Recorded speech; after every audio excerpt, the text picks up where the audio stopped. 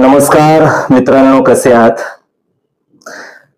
Thumbnail तुम्ही पाहिलेलं आहे, त्यामुळे आपण आज गांधीजींची आत्मकथा याच्या वाचनाला सुरुवात करणार आहोत. मागे मी एक व्हिडिओ बनवला होता की हे माझ्याकडे पुस्तक आहे, सत्याचे प्रयोग अथवा आत्मकथा. तर हे पुस्तक याचं मी वाचन करेन असं मी एका व्हिडिओमध्ये सांगितलं होतं. तर बाकीचे काही व्हिडिओ बनवायचे होते, त्यामुळे थोडस हे मागे पडलं, राहून गेलं होतं. तर म्हटलं आज आपण सुरुवात करूया या पुस्तकाला. तर सत्याचे प्रयोग अथवा आत्मकथा, मोक गांधी, मोहनदास करमचंद गांधी. आणि हे जे पुस्तक आहे ते नवजीवन ही प्रकाशन संस्था आहे. गांधीजींचं साहित्य या प्रकाशन संस्थेमार्फत आपल्यापर्यंत पोहोचतं.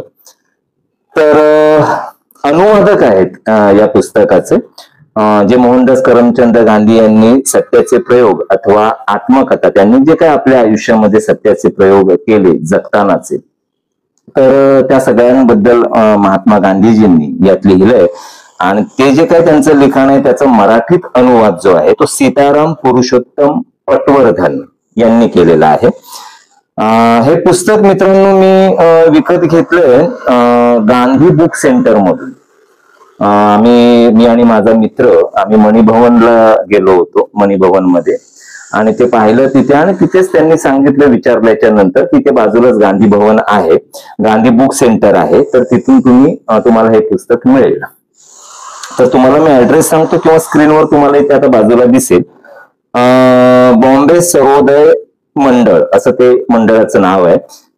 299 तारदेव रोड, नाना चौक. नाना चौकामध्ये तुम्ही गेल्याच्या नंतर ते दुकान तुम्हाला सापडेल. तर तिथे थोड्या कमी किमतीमध्ये हे पुस्तक मिळेल तुम्हाला. तेव्हा गांधीजींची इतर, विनोबा भावेंचं आहे, गांधींशी संबंधित जे काही लिखाण झालेलं आहे ते सगळं लिखाण तुम्हाला या बुक सेंटर मध्ये मिळेल. आणि याची किंमत आहे मित्रांनो 80 रुपये. तर मी तुम्हाला इथे प्रकाशकाची नोंद आहे. त्याच्यानंतर मी तुम्हाला आज जे काही आपण या पुस्तकाच्या वाचनाला सुरुवात करणार आहे. आपल्या अबलक एंटरटेनमेंट या चॅनलवरती बरेच सेगमेंट होतात. उदाहरणार्थ काय काय होतं, वेगाबॉन्ड नावाची एक सिरीज करतो मी. त्याच्यानंतर माझ्या काही कविता असतात, त्यांच्या छोट्या छोट्या फिल्म्स आपण ताऊन सुलाखून या अंतर्गत बघत असतो. हे पुस्तक तुम्ही वाचलत का नावाचं एक सदर करतो आपण, ज्याच्यामध्ये उत्तम पुस्तकं पण जी लोकांच्या लक्षात आली नाहीत, किंवा आपण असं म्हणूया की रुढार्थाने जी, थोडं मी जिथे बसलोय हा व्हिडिओ करतोय त्या बाजूला रेल्वे ट्रॅक आहे, तिथून गाड्या ये जा करतायत, त्यामुळे थोडासा डिस्टर्बन्स होईल तुम्हाला, तो जरा समजून घ्या. तर हे पुस्तक तुम्ही वाचलत का या सदरामध्ये आपण काय करतो, हे जे सेगमेंट आहे त्याच्यामध्ये उत्तम पुस्तकं पण जी लोकांच्या लक्षात आली नाहीत किंवा रुढार्थाने जी पॉप्युलर होऊ शकली नाहीत अशा पुस्तकांबद्दल मी बोलतो. त्यांची समीक्षा नाही करत, मी फक्त त्यांना इंट्रोड्यूस करून देतो तुम्हाला, की जेणेकरून ते पुस्तक उत्तम आहे हे तुम्हाला कळावं आणि तुम्ही ते बाजारात जाऊन विकत घेऊन वाचावं. तर त्याच्यानंतर आपण शॉर्ट फिल्म्स करतो मी. त्या शॉर्ट फिल्म्स असतात आपल्या अबलक एंटरटेनमेंट या चॅनलवर. आणि एक कादंबरी आहे वरवंटा नावाची मी लिहिलेली, त्याचं मी अभिवाचन केलं, त्याची 13 प्रकरणं झालेली आहेत. त्याच्यानंतर आता सध्या मी 63 नावाची एक कादंबरी लिहितोय, तर त्याची 3 प्रकरणं झालेली आहेत. तर ती मी कंटेम्पररी लिहितो आणि ते वाचून टाकतो प्रकरण, मग पुढचं पुढे जे काय होईल त्याचा एक वेगळा प्रयोग करत त्या कादंबऱ्या लिहित असतो मी. दुसरी आहे कादंबरी आता ही. बाकी डोक्यात विषय भरपूर चालू आहेत, आता त्याला कसं मूर्त स्वरूप मिळेल, कधी मिळेल ते आता बघू आपण, टप्प्याटप्प्याने एक एक काम मार्गी लावू.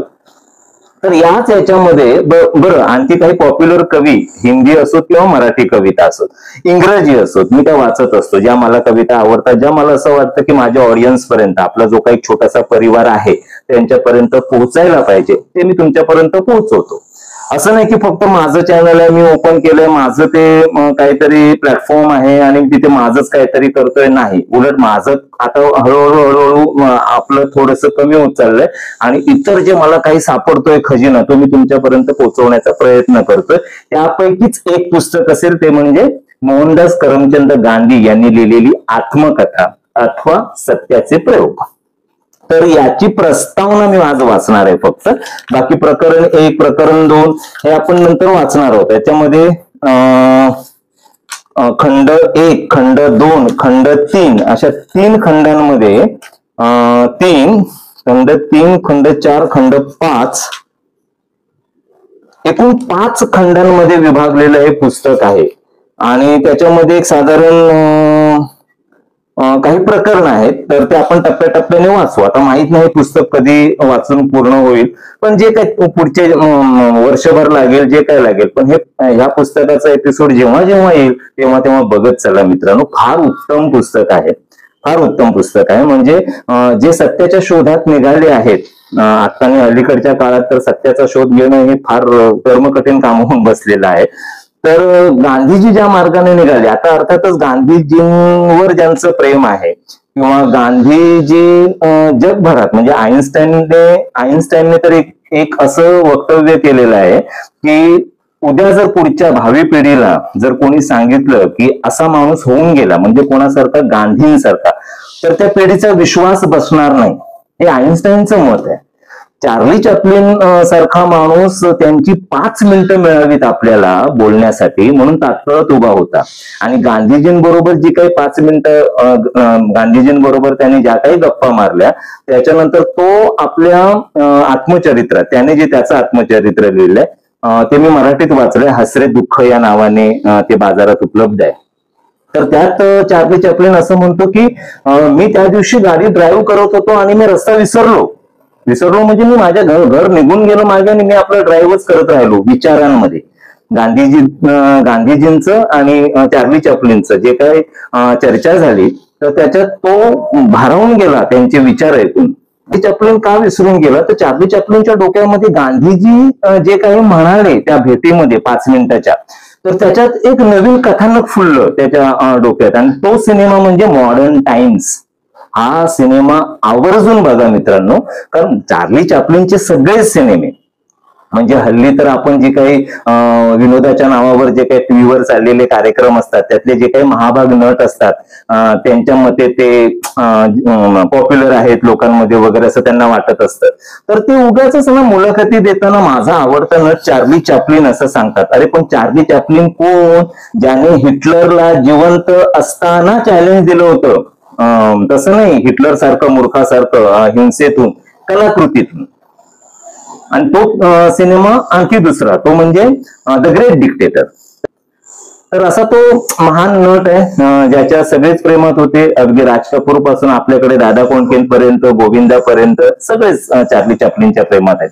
पण चार्ली चॅप्लिनच्या प्रेमात असणं म्हणजे ते वेडेवाकडे चेहरे करणं, ती काठी घेऊन नाचणं, ती छोटीशी मिशी आणि वैचारिक लेवलचे सगळे सिनेमे आहेत चार्ली चॅप्लिनचे. तुम्ही बघा द मॉडर्न टाइम्स बघा, द ग्रेट डिक्टेटर बघा, किड्स बघा, द सर्कस बघा, सगळे सिनेमे हे तुम्हाला समथिंग काहीतरी देऊ करतात. आणि नेहमी तो सामान्य माणसांचं प्रतिनिधित्व करायचा आणि म्हणूनच तो शेवटापर्यंत लोकांच्या मनात राहिला. आणि त्या चार्ली चॅप्लिनने जेव्हा महात्मा गांधी यांच्या बरोबर चर्चा केली आणि तो भारावून गेला आणि त्याने मॉडर्न टाइम्स आजही बघताना हसू आवरता येत नाही आपल्याला. आणि आता त्याने तंत्रज्ञान आणि एकंदरच यंत्रावरती माणूस अवलंबून राहिला तर काय गोष्टी होऊ शकते माणसाची, हे जे त्याने तेव्हा मांडलं होतं ते आता एआयच्या काळात तर अगदी तंतोतंत खरं होईल की काय असं वाटायला लागलेलं आहे पुढल्या काळात. तर असा हा चार्ली चॅप्लिन जेव्हा गांधीजींच्या सान्निध्यात येतो तेव्हा मॉडर्न टाइम्स सारखी कलाकृती जन्माला घालतो. पण त्यांचे जे विरोधक आहेत ना ते ज्या पद्धतीने खालच्या पातळीला जाऊन त्यांच्यावर टीका करतात त्या सगळ्यांना एक सनसनीत उत्तर म्हणजे हे पुस्तक आहे आत्मकथा सत्याचे प्रयोग अथवा आत्मकथा मोहनदास करमचंद गांधी. या पुस्तकाच्या वाचनाला आजपासून आपण सुरुवात करतोय. फक्त ट्रेनचा आवाज जोरात आला तर मी जरा थांबेन, ते एडिट करून जॉईन मारेन मी, तुम्हाला डिस्टर्ब होणार नाही.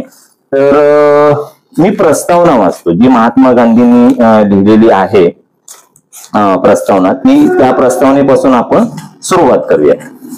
अगदी छोटीशी प्रस्तावना आहे, 3-4 पानांची प्रस्तावना आहे, तर ती मी वाचतो, लक्ष देऊन ऐका.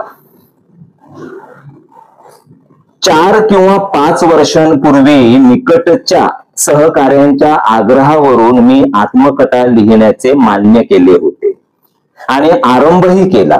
परंतु फुलस्केपचे एक पान लिहितो न लिहितो इतक्यात मुंबईची आग भडकली. आता मुंबईची आग भडकली असं जेव्हा त्यांनी इथे लिहिलंय तेव्हा आग या शब्दाच्या वरती त्यांनी एक असा आकडा लिहिलेला आहे आणि ते खाली त्यांनी नमूद केलेलं आहे. इतकं सुंदर पद्धतीने लिहिलंय बघा. आता खाली त्यांनी नमूद केलंय की आग भडकली म्हणजे नेमका संदर्भ तुम्हाला कळावा की बाबा कोणती आग होती ही. तर त्यांनी तिथे आग भडकली याला एक आकडा दिलाय आणि खाली लिहिलंय नोव्हेंबर 1921 मध्ये प्रिन्स ऑफ वेल्सच्या आगमन प्रसंगी मुंबई शहरी झालेले दंगे ते थांबेपर्यंत गांधीजींनी अनशन केले होते. तर परंतु फुलस्केपचे एक पान लिहितो न लिहितो इतक्यात मुंबईची आग भडकली आणि मी हाती घेतलेले काम अर्धवट राहून गेले. त्यानंतर तर मी एकामागून एक अशा व्यवसायात पडलो की शेवटी मला माझे एरवड्याचे स्थान मिळाले. तेथे भाई जयराम दासही होते. आता हे जयराम दास कोण, तर इथे आकडा लिहिलाय 2. सिंधचे पुढारी श्री जयरामदास दौलतराम. तर भाई जयरामदासही होते. त्यांनी माझ्यापाशी अशी मागणी केली की बाकीची सर्व कामे बाजूला सारून मी पहिल्याने आत्मकथा लिहून टाकावी. त्यांना जबाब पाठविला की माझा अभ्यासक्रम ठरून चुकला आहे आणि तो पुरा होईपर्यंत मी आत्मकथेला प्रारंभ करू शकत नाही. मला जर माझ्या शिक्षेची पूर्ण मुदत एरवड्यामध्येच घालविण्याचे सद्भाग्य लाभले असते तर मी खात्रीने तेथेच आत्मकथा लिहू शकलो असतो. परंतु आत्मकथेला सुरुवात करण्यासच मला अजून 1 वर्ष पाहिजे होते. त्यापूर्वी मला कोणत्याही तऱ्हेने आत्मकथेचा आरंभही करणे शक्य नव्हते. अर्थात आत्मकथा राहून गेली. आता स्वामी आनंदाने, तर आता हे स्वामी आनंद कोण, क्रमांक 3 गांधीजींच्या वर्तमानपत्रांचे मुद्रक, प्रकाशक व व्यवस्थापक, गांधीजींचे एक निकटचे अनुयायी. आता स्वामी आनंदांनी पुन्हा तीच मागणी केली आहे व दक्षिण आफ्रिकेतील सत्याग्रहाचा इतिहास पुरा केला असल्यामुळे मला ही आत्मकथा लिहावीसे वाटू लागले. म्हणजे तेव्हा ते दक्षिण आफ्रिकेतील सत्याग्रहाचा इतिहास यावर समथिंग लिहित होते. हे त्यांनी पुरं केलेलं असल्यामुळे आता त्यांना इच्छा झाली की आता आपण आत्मकथा लिहायला घ्यायला हवी. स्वामींची मागणी अशी होती की मी सबंध कथा लिहून काढावी आणि नंतर ती पुस्तक रूपाने छापावी. परंतु माझ्यापाशी लागोपाठ एवढा वेळ नाही. लिहावयाचेच तर नवजीवनसाठीच लिहिता येणार. मला नवजीवनसाठी काहीतरी लिहावयाचे असतेच. आता हे नवजीवन म्हणजे हेच नवजीवन प्रकाशन. इतकं ऑथेंटिक पुस्तक आता मी तुमच्या समोर वाचतो. ह्या प्रकारे गांधीजींचंच प्रकाशन संस्था. तर कुठे होतो आपण, स्वामींची मागणी अशी होती की मी सबंध कथा लिहून काढावी आणि नंतर ती पुस्तक रूपाने छापावी. परंतु माझ्यापाशी लागोपाठ एवढा वेळ नाही. लिहावयाचेच तर नवजीवनसाठीच लिहिता येणार. मला नवजीवनसाठी काहीतरी लिहावयाचे असतेच. मग आत्मकथाच का लिहू नये. स्वामींनी हा बेत मान्य केला. अशा तऱ्हेने आत्मकथा लिहिण्याचा आता योग आला आहे.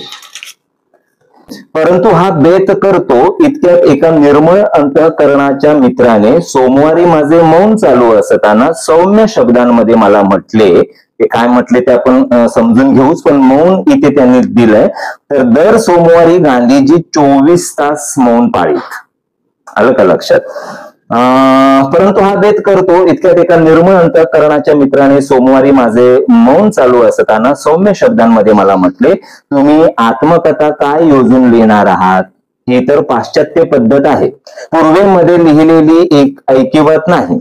आणि लिहिणार तरी काय. आज ज्या गोष्टी सिद्धांत म्हणून तुम्ही मानित आहात त्या उद्या मानित नसे झालात तर, अथवा सिद्धांतांना अनुसरून जी जी कामे तुम्ही करीत आहात त्यात मागून फेरफार केलात तर, पुष्कळ लोक तुमच्या लिखाणाला प्रमाणभूत मानून स्वतःचे वर्तन ठरवित असतात. त्यांची दिशाभूल झाली तर, म्हणून सावध राहून तूर्त आत्मकथेसारखे काहीही लिहिले नाहीत तर बरे नाही का? म्हणजे गांधीजींचं कसं व्हायचं ना, की आज एखाद्या गोष्टीवर ठाम आहेत आणि त्यांना काही अनुभव आले तर लगेच ते ज्या कुठल्या मुद्द्यावर ते ठाम आहेत त्याच्यात विचार बदलायचे त्यांचे, आणि मग नंतर ते दुसऱ्या दिवशी त्या विचारांनी चालायचे. तर त्यांचं असं म्हणणं आहे त्यांच्या निकटच्या एका व्यक्तीचं, की तुम्ही ते लिहाल तर लोक तुमच्यावर विश्वास ठेवून त्यानुसार चालतील आणि तुम्ही मात्र इकडे विचार बदललेले असतील, मग कसं काय करायचं? आणि हाच गाभा आहे बरं आत्मकथेचा. पुढे बघा, पुन्हा वाचू कथे. हे बघा, निकटची जी व्यक्ती आहे ती गांधीजींना काय म्हणते, तुम्ही आत्मकथा काय योजना लिहिणार आहात? ही तर पाश्चात्य पद्धत आहे, पूर्वेमध्ये लिहिलेली ऐकिवत नाही. आणि लिहिणार तरी काय? आज ज्या गोष्टी सिद्धांत म्हणून तुम्ही मानित आहात त्या उद्या मानित नाहीसे झालात तर, अथवा सिद्धांतांना अनुसरून जी जी कामे तुम्ही करीत आहात त्यात मागून फेरफार केले तर, पुष्कळ लोक तुमच्या लिखाणाला प्रमाणभूत मानून स्वतःचेच वर्तन ठरवित असतात. त्यांची दिशाभूल झाली तर. म्हणून सावध राहून तूर्त आत्मकथेसारखे काहीही लिहिले नाही तर बरे नाही का? या युक्तिवादाचा माझ्या मनावर थोडा बहुत परिणाम झाला. गांधीजी म्हणतायत, या युक्तिवादाचा माझ्या मनावर थोडा बहुत परिणाम झाला, परंतु मला आत्मकथा थोडीच लिहावयाची आहे. मला तर आत्मकथेच्या नावाखाली सत्याचे जे अनेक प्रयोग मी केले आहेत त्यांची हकीकत लिहावयाची आहे. त्या प्रयोगांमध्ये माझे जीवन गुरफटलेले असल्यामुळे ती हकीकत एखाद्या जीवन वृत्तांताप्रमाणे होऊन जाईल ही गोष्ट खरी, परंतु जर तिच्या प्रत्येक पानातून माझे प्रयोगच प्रकट होत राहिले तर त्या कथेला मी स्वतः निर्दोष समजेन. माझ्या सर्व प्रयोगांची मालिका लोकांसमोर राहिली तर ती लाभदायी होऊन राहील असे मला वाटते, किंवा असा मला मोह वाटतो म्हणा ना. राजकीय क्षेत्रातील, म्हणजे त्यांचं काय म्हणणं आहे की त्या प्रयोगांमध्ये माझे जीवन गुरफटलेले असल्यामुळे ती हकीकत एखाद्या जीवन वृत्तांताप्रमाणे होऊन जाईल ही गोष्ट खरी, परंतु जर तिच्या प्रत्येक पानातून माझे प्रयोगच प्रकट होत राहिले तर त्या कथेला मी स्वतः निर्दोष समजेन. माझ्या सर्व प्रयोगांची मालिका लोकांसमोर राहिली तर ती लाभदायी होऊन राहील असे मला वाटते, किंवा असा मला मोह वाटतो म्हणा ना. राजकीय क्षेत्रातील माझे प्रयोग आता हिंदुस्थानच्या माहितीचे झाले आहेत. एवढेच नव्हे तर थोड्या बहुत अंशाने ज्याला सुधारलेले जग म्हणण्याची वहिवाट आहे त्याच्याही माहितीचे आहेत. माझ्या मते त्या प्रयोगांची किंमत अल्पात अल्प आहे व म्हणूनच त्या प्रयोगांमुळे मला जी महात्मा पदवी मिळाली आहे तिचीही किंमत अल्प आहे. हे जरा त्यांच्या विरोधात असणाऱ्यांनी समजून घ्या. गांधीजी किती प्रांजळपणे सगळं बोलतायत. ते म्हणतात की जर लोकांना मी जे प्रयोग करतोय, बघा पुन्हा एकदा मी वाचतो, माझ्या मते त्या प्रयोगांची किंमत अल्पात अल्प आहे व म्हणूनच त्या प्रयोगांमुळे मला जी महात्मा पदवी मिळाली आहे तिची किंमत अल्प आहे. कित्येक वेळा त्या विशेषणाने मला अतिशय दुःखही दिले आहे. त्या विशेषणाने मी फुशारलो असेन असा एकही क्षण मला आठवत नाही. पण माझे आध्यात्मिक प्रयोग की जे माझे मीच जाणू शकणार आणि ज्यातूनच माझी राजकीय क्षेत्रातील शक्तीही उद्भवलेली आहे त्या प्रयोगांचे वर्णन करून सांगणे मला आवडेल खरे. जर हे प्रयोग खरोखर आध्यात्मिकच असतील तर त्यामध्ये फुशारकीला जागा नाही. त्यापासून केवळ नम्रतेची वृद्धी होईल. जसजसा मी विचार करू लागतो, माझ्या भूतकालीन जीवनावर दृष्टी टाकीत जातो, तसे माझे अल्पत्व मला स्पष्टपणे दिसून येते. मला जे करावयाचे आहे, ज्याच्यासाठी आज 30 वर्षे माझी धडपड चालली आहे, ते तर आत्मदर्शन, ईश्वराचा साक्षात्कार, मोक्ष हेच होय. माझी सर्व हालचाल याच दृष्टीने होत असते. माझे सर्व लिखाण याच दृष्टीने चालते आणि राजकीय चळवळीतही मी मनोभावाने पडतो, तोही याच साठी. परंतु पहिल्यापासूनच माझे असे मत आहे की जे एकाला शक्य आहे ते सर्वांना शक्य आहे. त्यासाठीच लिहिलंय पुस्तक की जरी मी करू शकलो, मी जर सत्याच्या मार्गाने जाऊ शकतो तर ते कोणालाही म्हणजे किती अल्पत्व घेतायत गांधीजी स्वतःकडे बघा, की मला जर शक्य आहे ते तुम्हालाही शक्य आहे. त्यामुळे मला तुम्ही महात्मा म्हणताय, तुम्ही म्हणा बापडे, मला त्याच्याशी काही घेणं देणं नाहीये. काय म्हणतायत, परंतु पहिल्यापासूनच माझे असे मत आहे की जे एकाला शक्य आहे ते सर्वांना शक्य आहे. त्यामुळे माझे प्रयोग खाजगी म्हणून झालेले नाहीत, खाजगी राहिलेलेही नाहीत. ते सर्वांनी पाहिले म्हणून त्यांची आध्यात्मिकता कमी होत असेल असे मला वाटत नाही. अलबत्त अशा कित्येक गोष्टी असतात की ज्या आत्म्यालाच समजणार, आत्म्यातच अंतर्धान पावणार. अशा गोष्टींचे वर्णन माझ्या शक्तीपलीकडचे आहे. माझ्या प्रयोगांमध्ये तरी आध्यात्मिक म्हणजे नैतिक, धर्म म्हणजे नीती, आत्म्याच्या दृष्टीने पाळावयाची नीती तो धर्म. अर्थात बघा, परत एकदा वाचतो. अशा गोष्टींचे वर्णन माझ्या शक्तीपलीकडचे आहे. माझ्या प्रयोगांमध्ये तरी आध्यात्मिक म्हणजे नैतिक, धर्म म्हणजे नीती, आत्म्याच्या दृष्टीने पाळावयाची नीती तो धर्म. अर्थात ज्या गोष्टींचा निर्णय बालक, तरुण व वृद्ध करतात व करू शकतात अशा गोष्टींचा समावेश या कथेमध्ये होईल. असली कथा जर मला तटस्थपणे निरभिमान वृत्तीने लिहिता आली तर त्यापासून तसलेच प्रयोग करणाऱ्या इतर लोकांना थोडी बहुत सामग्री मिळू शकेल. माझे प्रयोग कोणत्याही प्रकारे संपूर्ण आहेत असे माझे मुळीच म्हणणे नाही. एखादा शास्त्रज्ञ ज्याप्रमाणे आपले प्रयोग अतिशय पद्धतशीर रीतीने विचारपूर्वक व सूक्ष्मपणे करीत असूनही त्यापासून काढलेली अनुमाने अखेरची आहेत असे लोकांना सांगत नाही, किंवा त्या प्रयोगांचे हेच निर्विवाद परिणाम आहेत किंवा नाहीत याबद्दल तो साशंक नसला तरी तटस्थ राहतो, तशाच तऱ्हेचे माझेही माझ्या प्रयोगासंबंधी म्हणणे आहे. म्हणजे जसं शास्त्रज्ञ कन्क्लुजन काढून म्हणत नाही ना की बाबा हे अंतिम सत्य आहे, याच्यानंतर माझ्या मागून दुसरं कोणी शास्त्रज्ञ येईल, तो आणखी त्याला पुढचं काहीतरी सापडेल, तसं त्यांचं म्हणणं आहे की तुम्ही हे वाचा पण हेच अंतिम सत्य मानू नका, याच्या पुढची पायरी तुम्ही आणखी गाठा आणि तुम्हाला तुमचं सत्य गवसतंय का ते बघा. सुंदर. मी खूप आत्मनिरीक्षण केले आहे, एकन एक भावना तपासली आहे, तिचे पृथक्करण केले आहे. पृथक्करण करणे म्हणजे वेगळे करणे. मी एकन एक भावना तपासली आहे, तिचे पृथक्करण केले आहे, परंतु त्यावरून निघालेली अनुमाने सर्वांच्याच बाबतीत अखेरची आहेत किंवा खरी आहेत, किंवा ती तेवढीच खरी किंवा ती तेवढीच खरी असा माझा मुळीच आग्रह नाही. हो, एवढे मात्र मी अवश्य म्हणतो की माझ्या दृष्टीने ती खरी आहेत आणि तूर्त तरी अखेरचीशी वाटतात. तशी ती वाटत नसतील तर त्यांच्या आधारावर मी कोणत्याही कामाची उभारणी करता कामा नये. परंतु मी तर पावलोपावली ज्या ज्या गोष्टी समोर येतील त्यांचे त्याज्य आणि ग्राह्य असे दोन वर्ग पाडतो आणि ग्राह्य मानलेल्या गोष्टीस अनुरूप असे स्वतःचे वर्तन निश्चित करतो. त्याज्य म्हणजे ज्या गोष्टींना स्वीकारायचं नाही तर ते काय म्हणतायत की मी दोन भाग पाडतो, त्याज्य आणि ग्राह्य. आणि ग्राह्य म्हणजे ज्या स्वीकारायच्या, तर त्या दोन भाग पाडतो आणि ज्या ज्या मला ग्राह्य कराव्याशा वाटतात त्यांना मी ग्राह्य करतो आणि पुढे चालतो. अशा तऱ्हेने ठरविलेल्या आचरणापासून जोपर्यंत माझे म्हणजे माझ्या बुद्धीचे आणि आत्म्याचे समाधान होत असेल तोपर्यंत मी त्याच्या शुभ परिणामाबद्दल अचलित विश्वास राखला पाहिजे. जर मला केवळ सिद्धांतांचे म्हणजे तत्वांचेच वर्णन करावयाचे असेल तर मी ही आत्मकथा लिहिणारच नाही, परंतु मला तर त्या सिद्धांतांवर रचलेल्या कार्याचा इतिहास द्यावयाचा आहे व म्हणूनच या प्रयत्नाला पहिले नाव मी सत्याचे प्रयोग असे दिले आहे. यामध्ये अहिंसा, ब्रह्मचर्य इत्यादी नियम यांचेही प्रयोग येऊन जातील.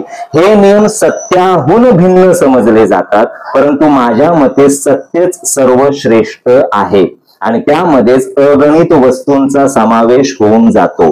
हे सत्य म्हणजे स्थूल वाचिक सत्य नव्हे, तर जसे वाचेचे तसे विचारांचेही. हे सत्य म्हणजे आपण कल्पिलेले सत्य तेवढेच नव्हे, तर स्वतंत्र शाश्वत सत्य म्हणजे परमेश्वरच. परमेश्वराच्या व्याख्या अगणित आहेत, कारण त्याच्या विभूतीही अगणित आहेत. या विभूती मला आश्चर्यचकित करून टाकतात, क्षणभर मुग्धही करतात, परंतु मी सत्य स्वरूपी परमेश्वराचाच पुजारी आहे. तो एकच सत्य आहे आणि बाकी सारे मिथ्या आहे. ते सत्य मला सापडलेले नाही, मी त्याच्या शोधात आहे. त्याच्या शोधार्थ मला सर्वात प्रिय असलेल्या वस्तूचाही त्याग करण्यास मी तयार आहे.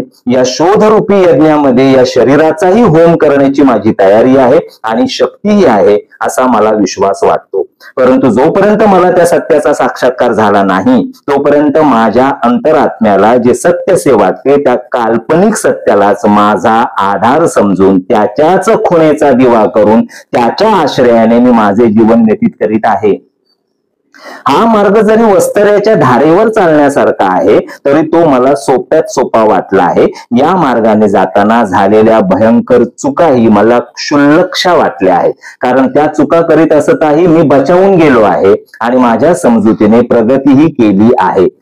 दुरून विशुद्ध सत्याचे, ईश्वराचे अंधुक दर्शनही करू लागलो आहे. सत्यच काय ते आहे, त्याशिवाय या जगात दुसरे काहीही नाही असा माझा विश्वास दिवसेंदिवस बळावत जात आहे. हा विश्वास कशाने वाढत गेला ते माझे जग म्हणजे नवजीवन इत्यादींचे वाचक समजून घेऊन त्या प्रयोगांमध्ये सामील होतील व माझ्याप्रमाणे ईश्वराचे दर्शन करतील तर ते इष्टच आहे. शिवाय माझ्या बाबतीत जे शक्य आहे ते एखाद्या बालकाच्या बाबतीतही शक्य आहे. हा माझा विश्वास उत्तरोत्तर वाढत चालला आहे आणि तसे वाटण्यास माझ्यापाशी सबळ कारणेही आहेत. सत्याच्या शोधाची साधने जितकी कठीण तितकी सोपीही आहेत. ती एखाद्या अभिमानी इसमाला अशक्यशी वाटतील आणि एखाद्या निष्पाप बालकाला अगदी संभवनीय वाटतील. सत्याच्या शोधकाला रजक कणापेक्षाही तुच्छ बनावे लागते. रजक कण म्हणजे धुळीचे कण. रजक कणापेक्षाही तुच्छ बनावे लागते. सर्व जग रजक कणाला चिरडीत असते, परंतु सत्याचा पुजारी जोपर्यंत रजक कण सुद्धा त्याला चिरडू शकेल इतका अल्प बनणार नाही, तोपर्यंत त्याला निरपेक्ष सत्याचे किंचित मात्र दर्शनही दुर्लभ आहे. ही गोष्ट वसिष्ठ विश्वामित्रांच्या आख्यानात स्पष्ट करून दाखविलेली आहे. ख्रिस्ती व इस्लामी धर्मही हीच गोष्ट साबित करतात. मी जी प्रकरणे लिहिणार आहे त्यात जर वाचकाला अभिमानाचा भास झाला तर त्याने खुशाल समजावे की माझ्या शोधात काहीतरी न्यून आहे आणि माझा साक्षात्कार मृगजलवत आहे. माझ्यासारख्या अनेकांचा क्षय झाला तरी फिकीर नाही, परंतु सत्याचा जय हो. अल्पात्म्याचे माप येण्यासाठी सत्याचा गज कधी आकुर न हो. गज म्हणजे माप घेण्याचं एक साधन असतं, जुन्या काळी होतं, तर त्याला गज असं म्हणतात. तर अल्पात्म्याचे माप येण्यासाठी सत्याचा गज कधीही आकुर न हो. माझे लेख कोणी प्रमाणभूत मानू नयेत अशी माझी इच्छा आहे, अशी माझी विनंती आहे. बघा काय म्हणतात गांधीजी, माझे लेख कोणी प्रमाणभूत मानू नयेत अशी माझी इच्छा आहे, अशी माझी विनंती आहे. त्यात दर्शविलेल्या प्रयोगांना दृष्टांत रूप समजून सर्वांनी आपापले प्रयोग यथाशक्ती आणि यथामती करावे एवढीच माझी इच्छा आहे, ज्याने त्याने आपलं करावं. त्यामुळे ते काय म्हणतात, आत्मकथा, सत्याचे प्रयोग अथवा आत्मकथा ही त्यांचे सत्याचे प्रयोग आहेत. या मर्यादित क्षेत्रामध्येही लोकांना माझ्या आत्मकथेच्या लेखांचा पुष्कळ उपयोग होऊ शकेल असा मला विश्वास वाटतो. कारण की सांगण्यालायक एकही, कारण की हो जरा पुन्हा एकदा वाचतो. या मर्यादित क्षेत्रामध्येही लोकांना माझ्या आत्मकथेच्या लेखांचा पुष्कळ उपयोग होऊ शकेल असा मला विश्वास वाटतो. कारण की सांगण्यालायक एकही गोष्ट मी छपविणार नाही. माझ्या दोषांची जाणीव वाचकास परिपूर्ण करून देण्याची मला उमेद आहे. इतकं प्रांजळ म्हणजे बघा, आता त्यांच्या शत्रूंनी तर हे ऐकायला पाहिजे, कारण जे कोण असतात समाजामध्ये फार नावारूपाला आलेले ते आपले दोष कधीच सांगत नाहीत, त्यांचे दोष त्यांचे विरोधक लिहित असतात. गांधीजी त्याच्या उलट आहेत. गांधीजींनी पुस्तकच लिहिले आपले दोष सांगण्यासाठी. त्यामुळे शत्रूंनी तर आणखी ऐकावं हे असं माझं म्हणणं आहे. म्हणजे कल्पनेतले गांधीजींवर जे काय दोषारोपण करतात ना, त्यापेक्षा गांधीजींनी लिहून ठेवलेत ना आपले दोष, ते तुम्हाला मिळाले साधन म्हणून, तर आणखी वापर करता येईल त्याचा, म्हणून ऐका हे पुस्तक. माझ्या दोषांची जाणीव वाचकास परिपूर्ण करून देण्याची मला उमेद आहे. मला फक्त सत्याचे शास्त्रीय प्रयोग वर्णावयाचे आहेत. मी कसा देखणं आहे ते सांगत बसण्याची तीळ मात्र इच्छा नाही. ज्या मापाने स्वतःला मोजण्याची माझी इच्छा आहे आणि जे माप आपण सर्वांनी स्वतःला लावले पाहिजे त्याप्रमाणे तर मी निशंकपणे म्हणेन की मौसम कौन कुटिल खल कामी, जिन तनु दियो ताही विसरायो, ऐसो निमक हरामी. कारण की ज्याला मी संपूर्ण श्रद्धापूर्वक माझ्या श्वासोच्छवासाचा स्वामी समजतो, ज्याला मी माझ्या निमकाचा दाता मानतो, त्याच्यापासून अजूनही मी दूर आहे. ही गोष्ट मला क्षणोक्षणी सलते. त्याला कारणीभूत असलेले माझे विकार मी पाहू शकतो. त्याला कारणीभूत असलेले विकारांबद्दल बोलणार आहेत गांधीजी या पुस्तकात. त्याला कारणीभूत असलेले माझे विकार मी पाहू शकतो, परंतु त्यांना अजूनही बाहेर मात्र काढून लावू शकत नाही. ते विकार पळवून लावायचे आहेत. मग ते करण्यासाठी मी काय काय केलं ते या पुस्तकात गांधीजींनी सांगितलेलं आहे. परंतु तूर्त एवढे पुरे. प्रस्तावनेतून प्रयोगांच्या वर्णनात शिरणे बरे नाही. ते कथेच्या प्रकरणांमध्येच ते सापडेल. मोहनदास करमचंद गांधी. साबरमती आश्रम, तिथून त्यांनी ही प्रस्तावना लिहिलेली आहे. तर मित्रांनो, ह्या पुस्तकाचा आज आपण पहिला एपिसोड केलेला आहे. प्रस्तावना वाचली आहे मी. आणि आता एक एक प्रकरण येत जाईल. थोडस सांगू का? एक एक प्रकरण म्हणण्यापेक्षा मी छोटी छोटी प्रकरण आहेत. प्रत्येक एपिसोड मध्ये 1-2-3 प्रकरण मी वाचेन. तर फार खंड पहिल्यामध्येच बघा, त्यांचा जन्म, मग बालपण, मग बालविवाह त्यांचा झाला, स्वामित्व, हायस्कुलातील काही दुःखद प्रसंग, असं बरेच टायटल्स आहेत आणि तुम्हाला आवडेल. त्यामुळे ज्यांना कोणाला या आताची नवीन जी पिढी आहे त्यांना गांधीजींना काहीतरी अचकट विचकट बोलणं, किंवा आताचे जो सत्ताधारी पक्ष आहे, जो जे सत्तेत बसलेले आहेत, ते प्रचंड त्यांच्या विरोधात आहेत. जरी ते प्रातःकालीन स्मरणामध्ये आता RSSच्या गांधीजींचं पण नाव इन्क्लूड केलेलं आहे, पण ते टिपिकल एक वेगळेच त्यांचा अपप्रचार करत असतात. तर त्या सगळ्या मंडळींनी वाचावं, आणि विशेषतः तरुण मंडळींनी. मी वाचून दाखवण्याचा प्रयत्न करतोय. माझ्या जे काय जेवढे श्रम घेऊन ते व्यवस्थित तुमच्यापर्यंत पोहोचवण्याचा मी प्रयत्न करेन. आणि तुम्हाला जर असं वाटलं की माझं वाचन काही योग्य वाटत नाही, तर तुम्ही पुस्तक विकत घ्या. हे पुस्तक विकत घ्या, 80 रुपयाला मिळतं, आणि वाचा. पण वाचा मित्रांनो, हा टाळण्याचा विषय नाहीये. आईन्स्टाईन जसा तुम्ही टाळत नाही, तुम्ही टाळूच शकत नाही. चार्ली चॅप्लिन तुम्ही टाळूच शकत नाही. तर त्या दोन्ही माणसांनी जे तुम्हाला आता महान म्हणून तुमच्या समोर जाहिरात क्षेत्राने मांडलेले आहेत, त्या दोन्ही माणसांनी महात्मा गांधींबद्दल काय म्हणालेत ना, ते जाऊन जरा नेटवर सर्च करा मित्रांनो. आलं का लक्षात? त्यामुळे आपण कधी कधी काय होतं ना, काखेत कळसा आणि गावाला वळसा. आपल्याकडच्याच महान माणसांबद्दल आपण तुसडेपणाने बोलत असतो. तो कोणाचा तरी स्वार्थ असतो, त्यासाठी ते करत असतात त्यांच्या विरोधकांकडून. जगाच्या पाठीवरती गेल्याच्या नंतर तुम्हाला महात्मा गांधींचंच नाव घ्यावं लागतं की मी गांधींच्या देशातून आलोय सांगावं लागतं.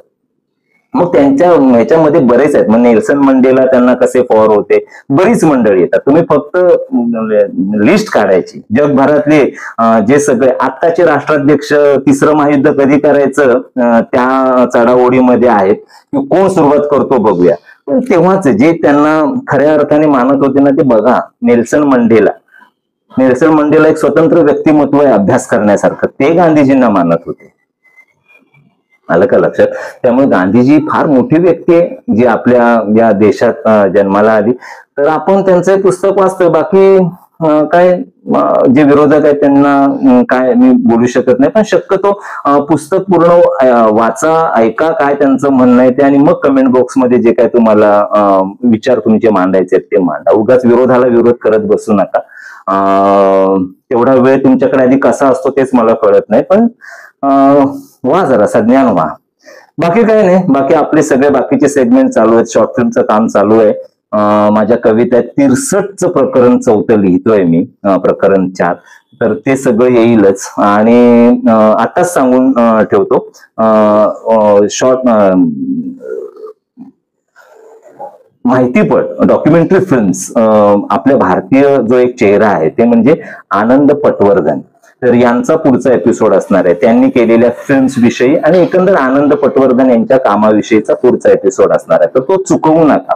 बाकी तुम्ही जो नाना पाटेकर यांच्याबद्दल मी जो एपिसोड केला, त्यांनी जो हाऊसफुल 5 सिनेमा केला, त्याबद्दल माझं काही मत होतं ते मी मांडलं. हाऊसफुल 5 अर्थात नानाची टांग हे टायटल आहे. तर त्या एपिसोडला जो काही तुम्ही प्रतिसाद दिला त्याबद्दल धन्यवाद. आणि चॅनल लाईक करा, शेअर करा, सबस्क्राईब करा. बाकी काही नाही. बाकी Tata, bye bye, sayonara.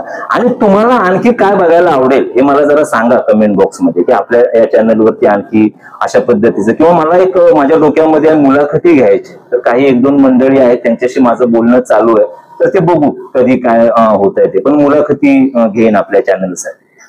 Okay, tata, bye bye, sayonara, bye.